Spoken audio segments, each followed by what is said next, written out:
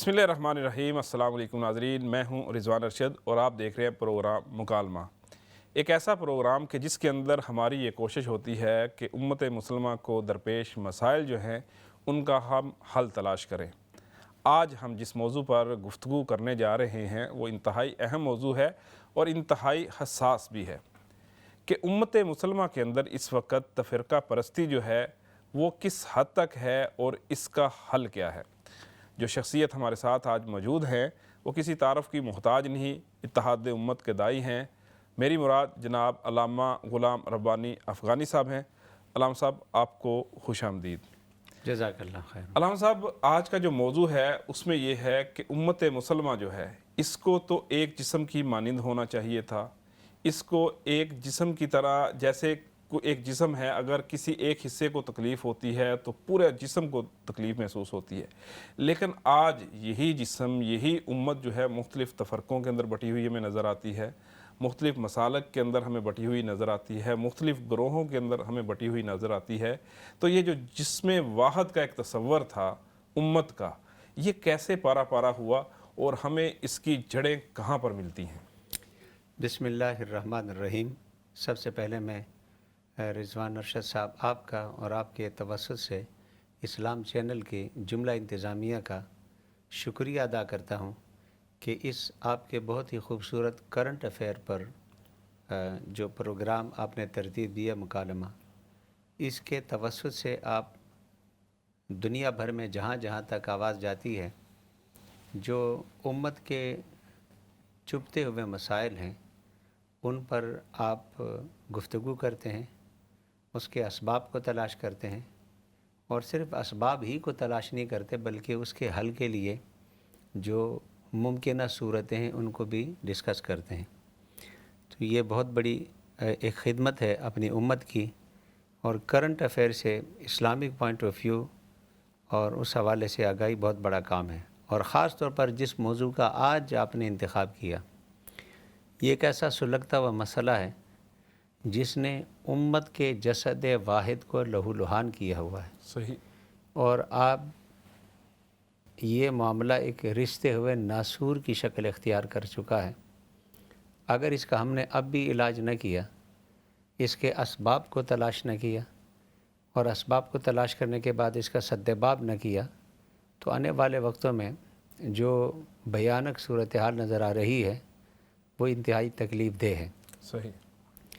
आपने बड़ी खूबसूरत बात की कि इसके असबाब तलाश करें। अल्लाह तबारक व तआला अज़्ज़ व जल्ला ने सूरत शूरा में फ़रमाया, शरअ लकुम मिनद्दीन मा वस्सा बिही नूहा वल्लज़ी अवहैना इलैका व मा वस्सैना बि इब्राहीम व मूसा व ईसा अन अक़ीमुद्दीन व ला ततफ़र्रक़ू फ़ीह। फ़रमाया, हमने जो तुम्हें दीन दिया है ये वही दीन है जिसकी वसीयत किसको की थी? मा वस्सा बिही नूहा, नूह अलैहिस्सलाम ने जिसकी तबलीग की थी, ये वही दीन है। सही। वल्लज़ी अवहैना इलैका, फिर उसी दीन को हमने आपकी तरफ वही किया। वमा वस्सैना बि इब्राहीम व मूसा व ईसा, और फिर ये इब्राहीम अलैहिस्सलाम, मूसा अलैहिस्सलाम, ईसा अलैहिस्सलाम जो कि जलीलुल क़द्र पैगम्बर हैं, उनका ज़िक्र करके सूरह शूरा में अल्लाह तबारक व तआला ने, इसकी ग़ालिब आयत नंबर 13 है, फ़रमाया वला ततफ़र्रक़ू फ़ीह। चूँकि ये एक तसलसल है पैगाम रब्बानी का जो हज़रत नूह अलैहिस्सलाम का ज़िक्र करके आप सल्लल्लाहु अलैहि वसल्लम तक पहुँचाया, फरमाया इसमें तफ़रक़ा न करो, इसमें ग्रोहबंदी न करो, इसमें फ़िरके न बनाओ। कबुरा अलल मुशरिकीन मा तदूम इलै, इसी सूरत शूरा में इसी आयत में फ़रमाया कि मुशरिकों पर ये बहुत भारी बात गुज़रती है जिसकी तरफ आप इन्हें दावत देते हैं। यानी उनको सबसे ज़्यादा तकलीफ़ ही इस बात से होती है कि वो चीज़ें जिसका तसलसल हज़रत आदम अलैहिस्सलाम से लेकर, और आयत मुबारक में नूह अलैहिस्सलाम का ज़िक्र है जी, वहाँ से इब्राहीम अलैहिस्सलाम, इनके साथ ये तसलसल उम्मत का जुड़ रहा है। सही। और वो पैगाम रब्बानी और इल्हामी पैगाम जो अल्लाह तबारक व तआला ने हमेशा इंसानियत की हिदायत के लिए उतारा, आप उसके दाई बन कर आए हैं।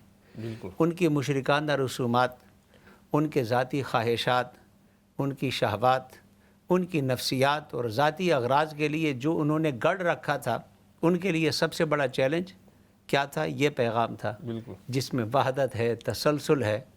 کبر علی المشرکین ما تدعوہم الیہ. بنیادی طور پر اگر آپ ہسٹری آف اسلام دیکھیں تو قرآن نے تو اشارہ کیا نا کہ مشرکوں پر سب سے زیادہ بھاری یہ بات گزرتی ہے. بالکل صحیح. آپ صلی اللہ علیہ وسلم نے جب کہا قولوا لا الہ الا اللہ تفلحون، عرب کے معاشرے میں آپ کی صداقت اور دیانت کی گواہی دینے والے اور آپ کا بے حد احترام کرنے والے آپ کے جانی دشمن ہوئے.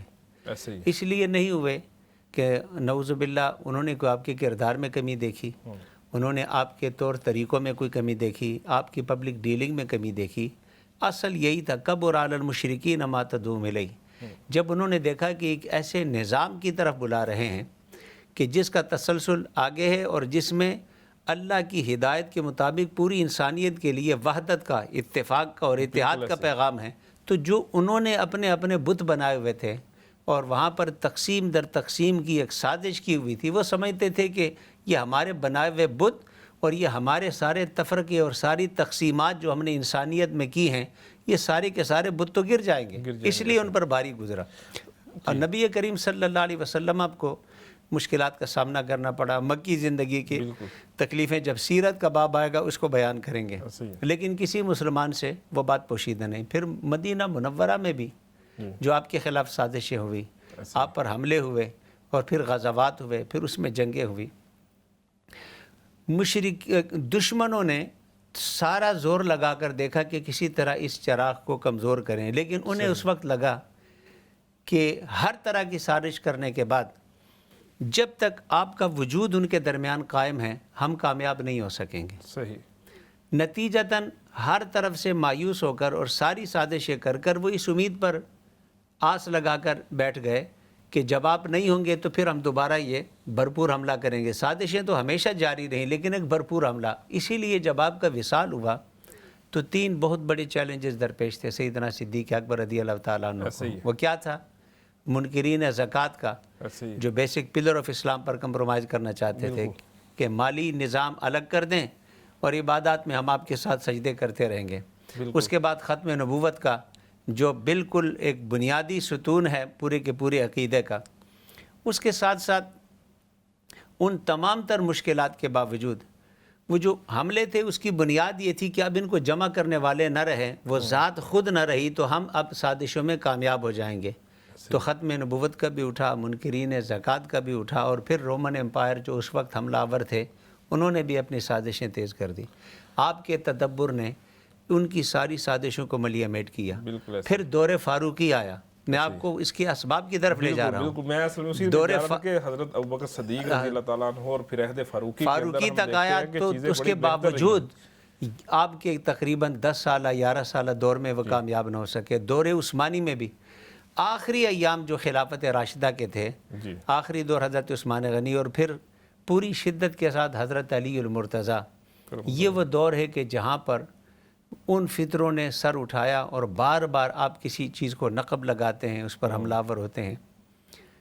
وہ ایک آخری ایام تھے جب حضرت علی المرتضیٰ کرم اللہ تعالیٰ وجہ الکریم کی شہادت ہوئی تو پھر وہاں پر عبداللہ بن سبا، جس کے بارے میں تاریخ میں لکھا ہے کہ ایک مسلمان نما اسلام کا لبادہ اوڑے ہوئے ایک یہودی تھا، اس نے سب سے پہلے مسلمانوں کے اندر تفرقہ اور انتشار ڈالا اور یہ گروہ بندی کا راستہ کھولا.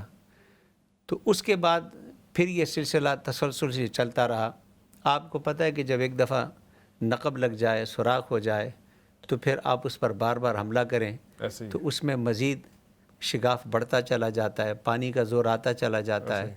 تو بنیادی طور پر جو دور مصطفوی تھا اور خلافت راشدہ کا دور تھا وہ اس کے آگے بند باندھے رکھا، لیکن خلافت راشدہ کے بعد پھر پہلی مرتبہ یہ تفرقے کا، گروہ بندی کا آغاز ہوا اور پھر اس کے اثرات مختلف صدیوں میں مختلف ناموں سے مختلف شکلیں بدل کر تاریخ اسلام پر، اسلام کی وحدت پر، امت مسلمہ کے اتحاد و اتفاق کی جسد واحد پر کاری ضربے لگاتے رہے اور آج وہ چیزیں اپنے عروج کو پہنچی ہوئی ہیں. علامہ صاحب، آپ نے نبی اکرم صلی اللہ علیہ وسلم کے دور سے لے کر خلافت راشدہ اور پھر حضرت علی رضی اللہ تعالیٰ عنہ کا جو آخری دور تھا خلافت کا، اس کا تذکرہ کیا اور اس کے بعد جو حالات پیدا ہوئے اس کا بھی تذکرہ کیا.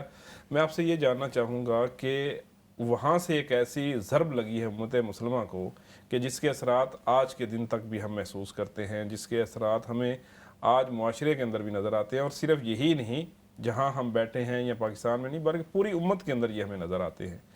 تو قرآن اور سنت سے دوری, یعنی قرآن کے اندر تو احکامات ہیں نا کہ اللہ کی رسی کو مضبوطی سے تھامے رکھو اور تفرقے میں نہ پڑو, تو جو آپ نے اسباب پیدا کیے ہیں کیا اس وقت لوگوں کو یہ علم نہیں تھا کہ قرآن ہمارے لیے منبع ہدایت ہے, نبی اکرم صلی اللہ علیہ وسلم کی ذات جو ہے ہمارے لیے روشنی کا مینار ہے, اور ہم ان دونوں چیزوں کو پکڑے رکھیں اور ہم بجائے اس کے کہ کوئی گروہ کہلائیں, کوئی ایک فرقہ کہلائیں, ہم امت کے تصور کو ہی برقرار رکھیں؟ بڑی خوبصورت بات آپ نے کی کہ جب لوگوں کو ادراک بھی تھا تو پھر اس سازش کا شکار کیسے ہو گئے, یہی بنیادی ہے. بالکل ایسے ہی ہے. اس کا جواب بھی آپ قرآن سے تلاش کریں. قرآن مجید میں سورہ جاسیہ چیپٹر 45 ہے, اس کی اگر آپ آیت نمبر 16, 17, 18 پڑھیں آپ کو ان چیزوں کا جواب ملے گا. صحیح. کیا جواب ہے؟ قرآن مجید کی سورہ جاسیہ میں آیت نمبر 16 میں چیپٹر 45 میں فرمایا وَلَقَدْ آتَيْنَا بَنِي إِسْرَائِيلَ الْكِتَابَ وَالْحُكْمَ وَالنُّبُوَّةَ وَرَزَقْنَاهُم مِّنَ الطَّيِّبَاتِ وَفَضَّلْنَاهُمْ عَلَى الْعَالَمِينَ. اللہ نے فرمایا کہ ہم نے بنی اسرائیل کو کچھ نعمتیں دی, ان کا ذکر ہے جو نعمتیں دی. الکتاب, ہم نے انہیں بک آف گائیڈنس دی. صحیح. والحکمہ, پھر ہم نے انہیں حکمت دی یا پھر لا دیا, صحیح. قانون بھی دیا. والنبوۃ, پھر ان کے اندر نبوت جاری کی. ورزقناہم من الطیبات, پھر ہم نے انہیں معاشی طور پر بے نیاز کر دیا, پاکیزہ چیزوں کی فراوانی کر دی. پانچویں چیز فرمایا وفضلناہم علی العالمین, عالمین پر ہم نے انہیں فضیلت دی, یعنی جو ہائیسٹ اسٹیٹس ایک سوسائٹی کا ہوتا ہے ہم نے وہ دیا. یہ 5 نعمتیں اللہ نے اس ایک آیت میں بیان فرمائیں. صحیح. وَآتَيْنَاهُمْ بَيِّنَاتٍ مِّنَ الْأَمْرِ, اگلی آیت میں فرمایا آیت نمبر 17 میں کہ ہم نے پھر انہیں اپنے جو معاملات ہیں رب کائنات نے جو اپنے امر کو ان کے لیے واضح کیا, حکم الہی بھی ان پر واضح ہو گیا, فضیلت بھی مل گئی, روزی کی فراوانی بھی مل گئی, لا بھی مل گیا, کتاب بھی مل گیا. فَمَا اخْتَلَفُوا إِلَّا مِن بَعْدِ مَا جَاءَهُمُ الْعِلْمُ بَغْيًا بَيْنَهُمْ. پھر یا اللہ کیا ہوا؟ فرمایا انہوں نے اختلاف کیا, حالانکہ ان کے پاس علم آ چکا تھا, اس حقیقت کو سمجھتے تھے کہ کتاب کیا ہے, ہدایت کیا ہے, وحدت کیا ہے, اتفاق کیا ہے. بغیم بینہم, آپس کے باہمی بغض اور اناد اور حسد کی وجہ سے. اللہ اکبر. یہ قرآن بیان کرتا ہے. صحیح. کہ یہ نہیں کہ انہیں علم نہیں تھا, معلوم تھا, انہیں معلوم تھا. قرآن کہتا ہے کہ انہیں علم تھا. فَمَا اخْتَلَفُوا إِلَّا مِن بَعْدِ مَا جَاءَهُمُ الْعِلْمُ.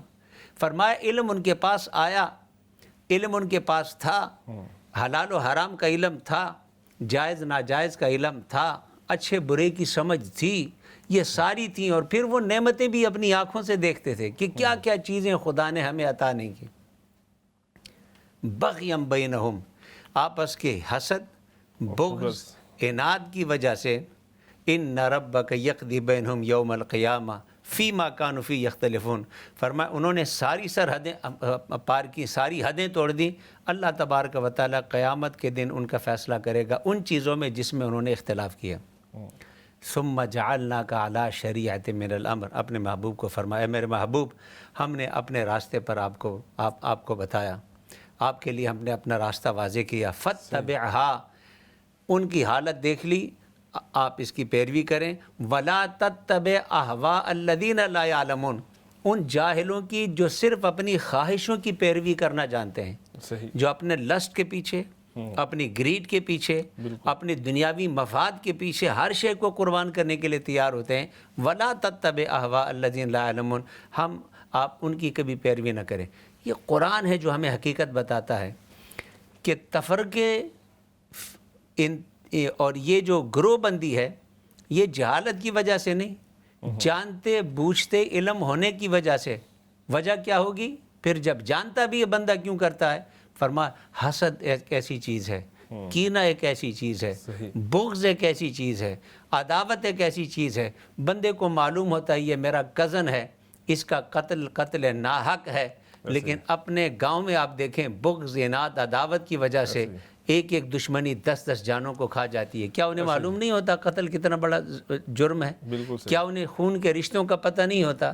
لیکن جب بندے پر حسد آ جائے، بغض آ جائے، ابھی ریسنٹلی ہم نے سنا کہ اٹلی سے 4 بھائی گئے، 3 بھائیوں کو قتل کر اور دیا وہ گیا۔ اپنا کاروبار کر رہے تھے، انہوں نے اپنی محنت کی، انہوں نے اپنی محنت کے بلبوتے کے اوپر ساری چیزیں کی، کسی کے ساتھ ان کا لینا دینا نہیں تھا۔ اور وہ جو معاشرے کے اندر ایک جو آپ نے بات کی ابھی بھی یہی ہے، خاندان کے لوگ، گاؤں کے لوگ، علاقے کے لوگ، اور اس کے اندر علامہ صاحب خون کا رشتہ۔ کچھ لوگ تو ایسے ہوتے ہیں جو نمود و نمائش کرتے ہیں، لیکن ان بچوں کی طرف سے کوئی نمود و نمائش کا معاملہ بھی نہیں تھا۔ خون کا رشتہ، سگے چچا اور چچا کے بیٹوں کا کتنا قریبی رشتہ ہوتا ہے، لیکن جن پر لوگ اپنی جان نچھاور کرتے ہیں۔ جن رشتوں پر جان نچھاور کرنی تھی وہی رشتے آپ کی جان لینے کے در پہ ہو جائیں، تو کیا آپ یہ کہہ سکتے ہیں کہ انہیں ان رشتوں کا نہیں پتہ، انہیں ان رشتوں کے احترام کا نہیں پتہ؟ یہ مثالیں میں معاشرے سے اس لیے دیتا ہوں کہ بعض لوگ اس باریک بات کو نہیں سمجھتے کہ اگر بندہ کسی چیز کو جانتا ہے کہ برا ہے تو پھر کیوں کرتا ہے؟ صحیح۔ کیا لوگوں کو نہیں پتا کہ سگریٹ نوشی صحت کے لیے مضر ہے؟ ایسے ہی لیکن نشہ کرتے ہیں کہ نہیں؟ بالکل کیا ڈرگ کرنے والوں کو نہیں پتا کہ اس کی ان کی صحت پر ایفیکٹ کیا ہوتے ہیں؟ ایسے ہی کرتے ہیں کہ نہیں کرتے؟ یہ چیزیں سمجھانے کے لیے تھی کہ تفرقہ اور گروہ بندی، یہ چیزیں باوجود ہے کہ قرآن نے اس حقیقت کو بیان کیا، وَمَا تَفَرَّقَ الَّذِينَ أُوتُوا الْكِتَابَ إِلَّا مِن بَعْدِ مَا جَاءَهُمُ الْعِلْمُ بَغْيًا بَيْنَهُمْ۔ فرمائے جاننے کے باوجود، اتنی نعمتوں کے باوجود ہر شے پر پانی پھر گیا، اس لیے کہ بغض کا، حسد کا، اناد کا جب یہ پٹی بندے کی آنکھ پر بند جائے، ذاتی مفادات اس کے پیش نظر ہو جائیں، اپنے گروہی مفادات اس پر مقدم ہو جائیں، تو وہ پوری کی پوری عمارت کو گرانے سے بھی گریز نہیں کرتا۔ یہ وہ حقیقت ہے جو قرآن نے 1400 سال پہلے بیان کی، اور آج ہم اسی میدان میں کھڑے ہیں۔ علامہ صاحب، آج کے دور کی بات انشاءاللہ ہم اگلے سیگمنٹ میں کریں گے کہ آج امت کے کرنے کے کام کیا ہیں، لیکن ہم دیکھتے ہیں کہ نبی اکرم صلی اللہ علیہ وسلم کے بعد صحابہ اکرام کی زندگی اور اس کے بعد تبع تابعین اور جو اولیاء اکرام ہیں وہ گزرے ہیں، ان کی زندگیاں ہمیں نظر آتی ہیں۔ تو آپ کو کیا لگتا ہے کہ اتنا عرصہ گزرنے کے باوجود ہم 1400 1500 سال جو ہے نبی اکرم صلی اللہ علیہ وسلم کے بعد کی زندگی افراد نے گزاری ہے، تو اس پورے عرصے کے اندر کسی نے ایفرٹ کی کہ امت کو ان چیزوں سے بچا کر ایک امت کا درجہ دیا جائے؟ کیونکہ مسلمان جب بھی متحد ہوئے ہیں انہوں نے دنیا کو فتح کیا ہے، اور جب بھی یہ تفرقہ پرستی کے اندر، گروہوں کے اندر، مسالک کے اندر بٹے ہیں، یہ ہمیشہ سے تب سے مفتوح ہی رہے ہیں، ان کے اوپر دنیا غالب رہی ہے۔ میں سمجھتا ہوں کہ تاریخ اسلام اس بات سے بھری پڑی ہے کہ ہر دور میں ایسی عظیم شخصیات آئی ہیں جنہوں نے اس فرقہ پرستی کے خلاف، اس گروہ بندی کے خلاف، باہمی انتشار کے خلاف، مسلمانوں میں در کرنے والی بیماریوں کے خلاف ہمیشہ جہاد کیا، علم بغاوت بلند کیا، جہاد کیا، اسٹرگل کی۔ دنیا اور تاریخ اسلام انہیں حضرت عمر بن عبدالعزیز سے لے کر امام حسن بصری تک، ان سے آگے آپ ائمہ اربعہ، ان سے آگے ائمہ محدثین، جنہوں نے ان چیزوں کو پریزرو کر کے جب لوگوں نے نبی کریم صلی اللہ علیہ وسلم پر جھوٹ باندھنے کا وتیرہ اپنانے لگے، اور لگا کہ اب لوگ اپنے اغراض و مقاصد کے لیے بے حیائی اور بے شرمی کی اس حد تک پہنچے ہیں کہ وہ آپ صلی اللہ علیہ وسلم پر بھی جھوٹی بات اپنے فکر کو ثابت کرنے کے لیے آپ کی طرف منسوب کرنے سے بھی دریغ نہیں کرتے۔ امام بخاری جیسی شخصیت اٹھی، امام مسلم جیسی شخصیت اٹھی، امام ترمذی کے، امام ابو داؤد، امام نسائی، موطا امام مالک، یہ وہ شخصیات تھیں جنہوں نے اس پہلو کی طرف رجوع کیا اور آپ صلی اللہ علیہ وسلم کی طرف منسوب ہونے والی چیزوں میں ان کی اصول و ضوابط بنا کر کھرے کھوٹے کو الگ کیا، سچ اور جھوٹ کو الگ کیا۔ ایک بہت بڑا فتنہ تھا جس کا اس دور میں سدباب کیا، اور ایک بہت بڑا امت پر احسان ہے، یہ ایک پہلو ہے۔ پھر اسی طرح جب دین کے مسائل کے حوالے سے لوگوں کو عملی چیزوں میں دشواری درپیش ہونے لگی تو ان کو پھر فقہ کے باب میں، اعمال کے باب میں اپنے دور میں نبی کریم صلی اللہ علیہ وسلم کے قریب ترین دور میں امام اعظم ابو حنیفہ نعمان بن ثابت، امام الشافعی، امام مالک، امام احمد بن حنبل، ایسے ایسے لوگ تھے جنہوں نے اس وقت امت کو افراط و تفریط سے بچایا اور نبی کریم صلی اللہ علیہ وسلم اور صحابہ کے دور سے وابستہ کیا، عملی زندگی میں معمولات ان کے درست کی۔ اسی طرح درجہ احسان تھا کہ باطنی طہارت میں جب مختلف جوگیوں نے آ کر ڈیرے ڈالنے کی کوشش کی اور بہت سارے غیر مسلم نظریات روحانیت کے نام پر لوگوں کو گمراہ کرنے کے لیے بیٹھے، تو بڑے بڑے آئمہ تصوف، امام قشیری اور اس طرح کے بڑے آئمہ تصوف، خود امام حسن بصری اور حضرت جنید بغدادی، ایسے لوگ میدان میں اترے جنہوں نے اس روحانیت کا جو حدیث میں احسان کا درجہ تھا کہ دین میں اگر باطن کو صاف کرنا ہے اس کا طریقہ کیا ہے، جوگیوں والا نہیں اور غیر اسلامی نظریات اور نفس کو اذیتیں دینے والا نہیں، بلکہ نبی اور صحابہ کے طریقوں کو اپنا کر باطن۔ یہ صحیح۔ ایک تاریخ ایسی شخصیات سے بھری ہے جنہوں نے ہر دور میں تجدید کا کارنامہ سر انجام دیا۔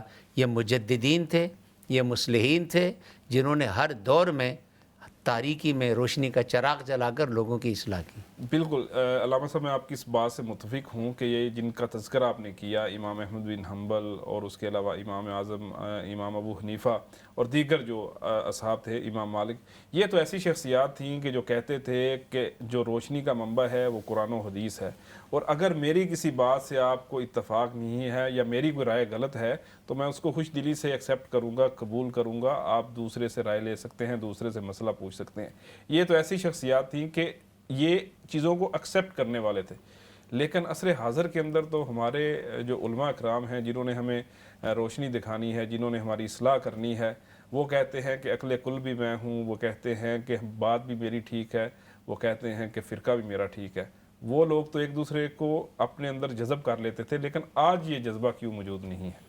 ہمارے پاس مختصر سا وقت ہے، بریک پر جانے سے پہلے میں چاہوں گا کہ اس کو آپ مختصر بیان کریں اور پھر انشاءاللہ ہم اگلے سیگمنٹ اس پر ہم تفصیل سے بھی بات کر لیں گے۔ صحیح۔ میں بنیادی طور پر اس کا اگر مختصر سا جواب دوں کہ اس کا تعلق فلاں اور فلاں سے نہیں، صحیح ہے۔ جو تفرقہ اور فرقہ کرے گا، خواہ وہ پہلے ہو یا اب ہو، اس کا طریقہ وہی ہوگا جو آپ نے پہلے بیان کیا۔ صحیح۔ جو تفرقہ نہیں کرے گا، جو فرقہ نہیں ہوگا، جو گروہ نہیں ہوگا، بلکہ جو مصلح امت ہوگا، وہ آج ہو، پہلے تھے یا صبح قیامت تک آئے، ان کا رویہ یہی ہوگا کہ ہمارے لیے رشد و ہدایت کا منبع اللہ کی کتاب اور رسول اللہ کی سنت ہے۔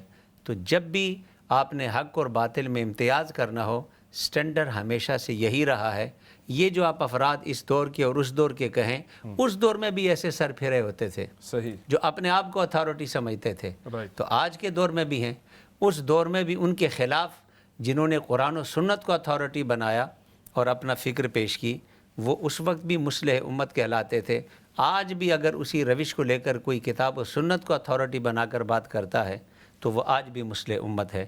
تو یہ ایک فکر کا، ایک سوچ کا، ایک بیہیویئر کا نام ہے جو تاریخ میں تسلسل سے آپ کو ہمیشہ ملتا ہے، اور یہی فکر چلی آ رہی ہے کہ ایک باطل افراد، باطل فکر جو صرف تفرقہ کی، انتشار کی، ضد کی، انا کی، ہٹ دھرمی کی بات کرتا ہے، اور ایک مصلح امت جس کی ہر بات اور ہر کلام کے پیچھے قرآن و سنت کی تائید اور اس کی دلیل کی قوت ہوتی ہے۔ بالکل علامہ صاحب، اور ہم نے انشاءاللہ اسی کی طرف جانا ہے۔ ناظرین، ایک مختصر سی بریک کی طرف ہم بڑھ رہے ہیں۔ مسلمانوں کے اندر تفرقہ پرستی کے اسباب ہم نے تذکرہ کیا، انشاءاللہ اس کے حل کی طرف ہم اگلے سیگمنٹ کی طرف آئیں گے۔